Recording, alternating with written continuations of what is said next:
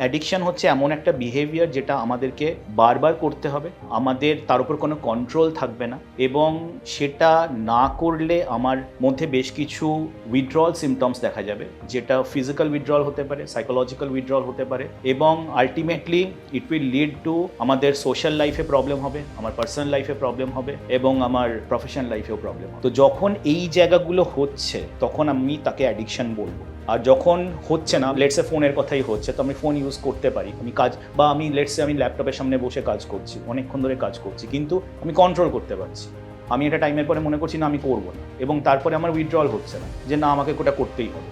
Because এটা আমি কাজ হিসেবে ধরছি, এবং তারপরে কাট ডাউন করতে পারছি, তারপরে আমি ফ্যামিলির সাথে টাইম পাস করতে পারছি, অসুবিধা হচ্ছে না। কিন্তু সেটা যদি না হয়, আমার যদি কন্টিনিউয়াসলি মনে হয় যে এটা হলো না, সেটা হলো না, এবং আমার মুড চেঞ্জেস আসছে, আমি বাড়িতে গিয়ে ভালো করে টাইম পাস করতে পারছি না, বা আমার প্রফেশনাল লাইফেও রীতিমতো প্রবলেম হচ্ছে, বা পার্সোনাল লাইফেও প্রবলেম হচ্ছে,